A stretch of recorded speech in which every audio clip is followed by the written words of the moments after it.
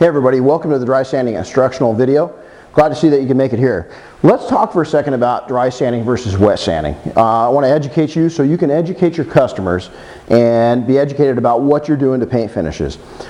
What is the difference between dry and wet? Well, dry is not a new technology. It's been around for a while. Even the papers that you bought, that you just recently bought, it's not new. It's kind of newer to the automotive industry, and a lot of people just simply don't know. The company comes out of, they make refined sanding papers for the diamond industry. They don't come out of the automotive industry, and they take in, while they're very involved in the automotive industry, they don't have the huge budget and so forth that the big 900-pound gorillas do that we see out there commonly. Now, here in a little while, I'm going to show you some photos of top name brands, won't mention any names, but top name brands that many people, probably many of us, I know in the past, I've used a ton of the papers. I'm going to show you what makes the difference between a quality paper and the big name brand guys that just want you to believe they're the best. We're going to show you a reason why you just bought what we think is the best dry papers on the market. Now, is wet sanding completely out? No. The last step that you're going to use right now, the 2500 or 3000 paper inside your system, is actually a wet-based product. Later this year, that's going to change. When you order 3000 grit paper in the future, that's going to be a completely dry system. But right now, that paper is wet. Are there any other times that we wet sand? Yeah, there are.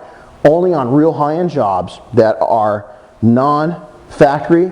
A repaint, when we're cutting a job, somebody just had their car painted, they want to flatten out, they want to better the looks, there's a lot of clear on there, a lot of material. We'll go through and actually do a wet sanding job to it for a number of reasons, a whole different topic. But for 99.9% of what we face in the detail shops daily, the dry is higher quality, it's quicker, and the papers you just picked up are a lot more economical. They're cheaper to buy, and there's a lot more sheets in each box. So let's go in and talk about what some of the things that you should do before you sand. To have a paint gauge handy is really important. Whatever level that you want to work with. I know a lot of you are using the systems. There's been an email going around for $200 systems. We've had a couple students come through recently. Mark was one of them. Hey Mark. Travis. Hey Travis. Not Travis in Colorado, Travis in Oregon. And that had purchased the more affordable systems.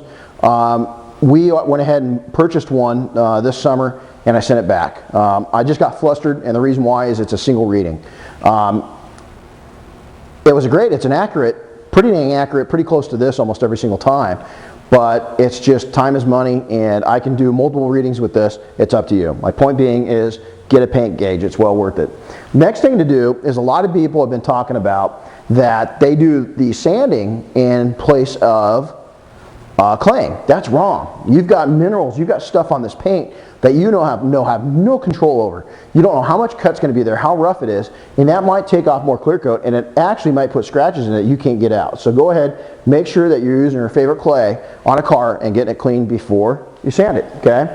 The other thing to have handy is the right tools. So you want to have your interface pads. This is called a cushion pad that goes back. Now this is this is a hand pad. Again, it came with the system. This is what we do probably 85–90% of our sanding with. There's this little hand pad right here because we're spot sanding. We've got scratches here and there. Okay, this is the only thing we need. This is a great tool, and it's going to make you a lot of money. Okay, make sure, note real quick to self, you want to use an interface pad. Okay, you want to put one of these cushions. You don't want to just put the paper directly on to the backing. You want to put a little bit of cushion on there. The next thing on this 6-inch, the large ones, is you'll see in a lot of the video that we've doubled up. And the reason why is we're seeing that we're getting a much higher quality with double padding. Okay, and that's even on the, no matter if it's a pneumatic and or an electric sander that we're using. We like to double up on that's why there's 2 of them in your kit. Okay.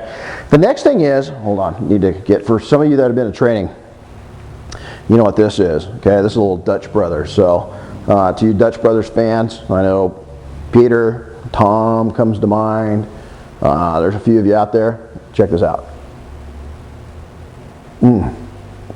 That's Dutch Brother coffee at its best. The next thing what you use is you can go get, don't buy a cheap, and again I'll try not to use name brands, orbiting sander from one of the home improvement stores. Go ahead and invest $80 to a couple $100 and buy a decent one. The cut that it performs is much smoother, and it's going to pay for it. It's going to be a lot easier to get the scratches out that you're putting in with the papers. The next step up is you can go over to a pneumatic.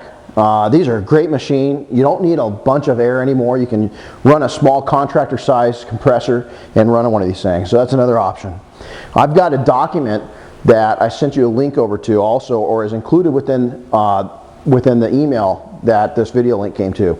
And it also goes over some other options that you've got for using different types of machine finishes and so forth. So let's talk again about the big bite theory of sanding. The way I look at this is it's a great white shark. Look at the voids in this sample piece. This is a piece that was blown up 30 times. Look at the voids. It's brand new. That's what catches and snags everything. Now you can use the piranha way of thinking, which is smaller bites, controlled, and look at the smoothness within this paper. Again, you can think back to the big major brands. They're putting their money into marketing. Or you can think into newer brands, and they're putting their money into technologies.